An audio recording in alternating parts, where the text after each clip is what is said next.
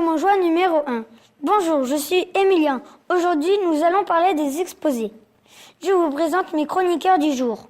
Johan, Inès, Ruben, Nathan, Corentin, Malia, Sohan. Johan, pourquoi faisons-nous des exposés tous les jours ? Cela sert à se cultiver. Nous apprenons des choses sur tous les sujets, en histoire, en art, en sciences, etc. Nathan et Corentin, pourquoi faisons-nous des exposés ? Les exposés servent à être à l'aise devant un public. Il faut avoir une voix forte et calme. Ne pas parler trop vite, articuler. Il faut être à l'aise avec son corps, ne pas montrer qu'on est stressé. Il faut faire des gestes, regarder le public. Ludmila et Lenka, pourquoi faisons-nous des exposés ? Pour lire et savoir faire des recherches documentaires, il faut choisir un thème. Il faut lire son livre et sélectionner les informations importantes. Malia et Sohan, pourquoi faisons-nous des exposés ? Pour entraîner notre mémoire et pour savoir faire une belle présentation écrite. Les CM1 ont un affichage papier à faire, les CM2 font un PowerPoint sur l'ordinateur. Inès et Ruben, pouvez-vous nous dire ce qu'est un affichage réussi ? Il faut un titre écrit en gros, il faut des parties avec un titre chacune, il faut des images qui illustrent. Et il faudra les commenter à l'oral, il ne faut pas les laisser de blanc, il faut bien répartir sur la feuille. À toi, Johan. Jules Verne. Donc, voici Jules Verne. En première partie, je vais vous présenter la vie de Jules Verne. En deuxième partie, les inventions de son siècle. Et en troisième partie, ses livres et romans. La vie de Jules Verne.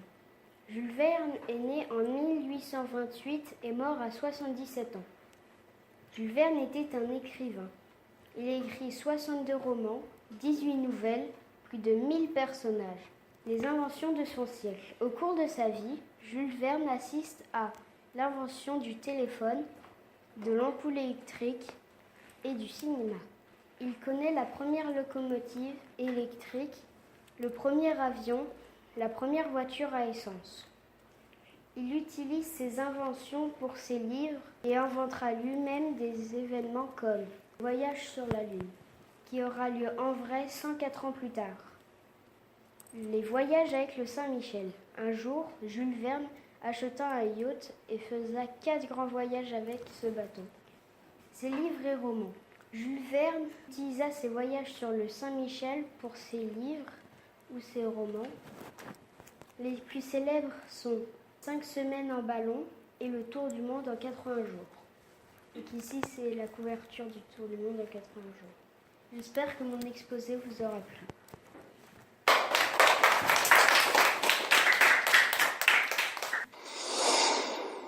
À toi, Sakina. Aujourd'hui, je vais vous faire un exposé sur Wolfgang Mozart. Voici Wolfgang Mozart quand il était petit. En première partie, la vie de Mozart. En deuxième partie, son domaine d'activité. En troisième partie, la mort de Mozart. La vie de Mozart. Wolfgang Mozart est né au siècle des Lumières, au XVIIIe siècle en Autriche. Donc aussi, Wolfgang Mozart en train de jouer du piano. Enfant prodige. Il a dès l'âge de 3 ans un don extraordinaire pour la musique classique. Quand il avait 6 ans, il était déjà très connu. Il a joué devant des rois et des reines. Il n'avait jamais de trac. Son domaine d'activité. À l'âge de 5 ans, il jouait déjà parfaitement du violon, du piano et du clavecin. La mort de Mozart. Adulte, il n'a plus que quelques succès et n'arrive plus à faire vivre sa famille. Est mort à l'âge de 35 ans. Aujourd'hui, il reste un des plus grands compositeurs au monde et a composé les morceaux célèbres suivants. La flûte enchantée, le requiem. À toi, Bastien. Mon exposé est sur Napoléon Bonaparte. Donc le voici sur un cheval. En première partie, je vais vous parler de qui était Napoléon. En deuxième partie, l'expédition en Égypte. Puis en troisième partie, la pierre de Rosette. Qui était Napoléon? Il est né le 15 août 1769 en Corse. Le jeune Napoléon Bonaparte est général à 24 ans, puis empereur à 35 ans. À 16 ans, il est officier, il collectionne les victoires d'Italie. Napoléon est un homme puissant. Ses soldats le suivent sur les champs de bataille. Il gagne et repousse sans cesse les frontières de l'Empire français. Malheureusement, c'est à Waterloo, en Belgique, qu'il commet une énorme défaite. Donc voici Waterloo. L'expédition en Égypte. Napoléon part en Égypte avec des officiers, des soldats pour retrouver des objets précieux de l'ancien temps. Donc le voici devant une statue qui est faite par les Égyptiens. La pierre de Rosette. En Égypte, un officier creuse puis trouve la pierre de Rosette. Donc la voici. Cette plaque est écrite en 3 langues, dont celle des Égyptiens qu'on appelle les hiéroglyphes. C'est grâce à cette découverte que Champollion parviendra à déchiffrer cette écriture dont on avait perdu depuis 20 siècles. Donc voici l'écriture des hiéroglyphes. J'espère que mon exposé vous aura plu. À toi, Isa. Je vais vous présenter un exposé sur Martin Luther King. Là, comme vous le voyez, il est devant le drapeau d'Amérique. Sommaire. En première partie, je vais vous présenter sa vie. 2. Le messager de la paix. 3. Ses combats et son rêve. Sa vie. Martin Luther King est né en 1939 à Atlanta, une ville des États-Unis, une ville raciste. À l'âge de 19 ans, il est ordonné pasteur comme son père. Là, vous le voyez en habit de pasteur. Le messager de la paix. À cette époque, dans les bus, les Noirs montaient derrière et les Blancs montaient devant. C'est la ségrégation. C'est-à-dire que les Blancs se croyaient supérieurs aux Noirs et vivaient séparément. Là, vous voyez une affiche d'une fontaine. La fontaine de ce côté-là, c'est la fontaine des Blancs. La fontaine de l'autre côté, c'est la fontaine des Noirs. Martin luttait contre ces injustices, ses combats et son rêve. Cette victoire fait de lui le porte-parole de l'Amérique noire.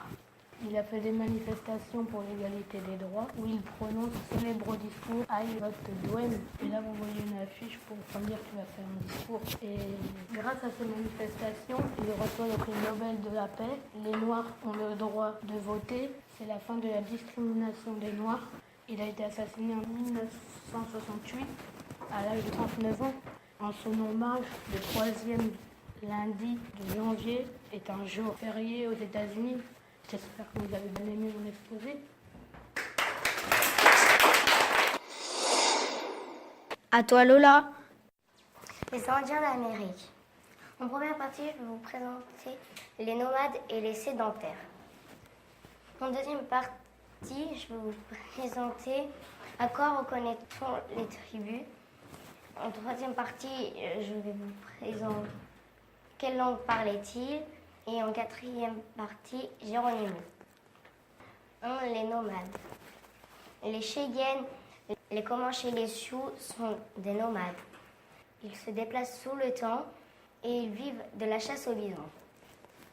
Les Navajos et les Iroquois sont des sédentaires.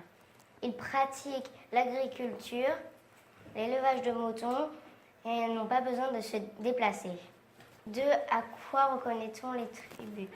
Les Cheyennes sont réputés pour leur courage et leur coiffe faite de plumes d'aigle. Les Navajos sont de très bons artisans. Ils fabriquent de la poterie, des bijoux et des couvertures. Les Comanches sont de très bons cavaliers. Ils se cachent sous leurs chevaux pour éviter les flèches. Les Iroquois vivent dans de grandes maisons et ont une crête de cheveux sur la tête. 3. Quelle langue parlait-il? Il existait plus de 500 langues. Le Navajo et le Cherokee sont encore utilisés, mais les autres ont disparu entre les différentes tribus. Pour se comprendre, ils utilisaient le langage des signes. Pendant la Seconde Guerre mondiale, la langue Comanche est utilisée pour faire un langage codé, indéchiffrable par leurs ennemis. 4. Géronimo. Le grand Apache Géronimo fut l'un des derniers chefs indiens à se battre pour le peuple indien. J'espère que mon exposé vous a plu.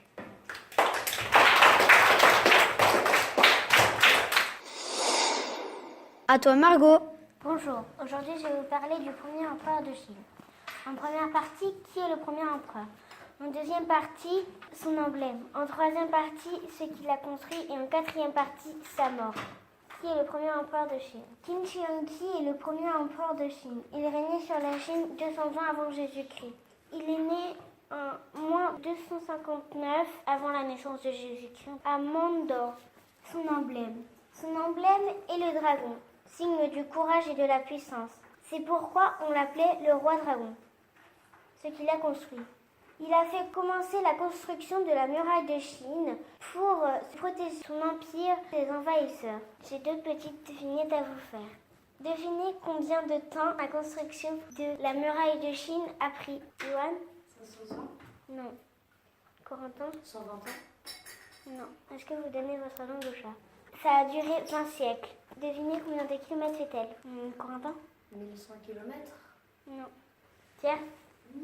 Non. 6700 km. Sa mort. Le roi dragon voulait rester le grand empereur de Chine. Il a fait construire 7000 soldats de terre cuite à sa mort et les 7000 soldats ont été transportés au royaume des morts. C'est la fin de mon exposé. À toi Lucie. Bienvenue au pays des kangourous. Les kangourous vivent en Australie. C'est un marsupial. Les kangourous portent leurs petits dans une poche de leur ventre. Les kangourous dorment beaucoup la journée car il fait très chaud. Ils se nourrissent d'herbes et d'arbustes. Les kangourous sautent très haut. Une mère kangourou en danger abandonne son bébé. Elle reviendra le chercher plus tard. J'espère que mon exposé vous a bien plu. À toi Shana. Aujourd'hui, je vais vous présenter mon exposé sur Thanksgiving. En première partie, je vais vous parler du voyage en bateau. En deuxième partie, de la pêche. Et en troisième partie, de la récolte. Le voyage en bateau. En 1620, le bateau Mayflower, ce qui veut dire fleur de mai, est parti d'Angleterre amener 100 passagers en Amérique. Là, vous pouvez voir les Mayflower. Lors du trajet, une tempête éclata et le bateau se dirigèrent vers le nord. 46 passagers moururent de faim. 6 ans plus tôt, capitaine Smith avait nommé l'endroit baie de Plymouth. À la pêche. Scanto, l'Indien qui aide les pèlerins, leur a appris à pêcher, à chasser le gibier et à cultiver du maïs qui n'était pas encore cultivé en Angleterre.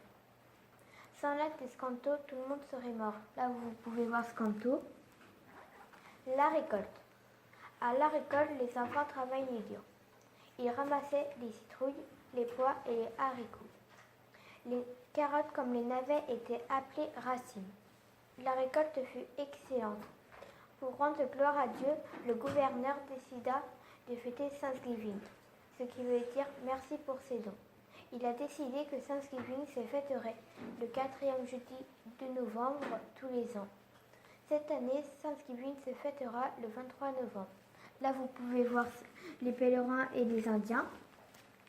J'espère que vous avez aimé mon exposé. À toi Ethan. Les premiers Jeux olympiques. En premier, je vais où se sont déroulés les premiers Jeux olympiques. En deuxième, les épreuves.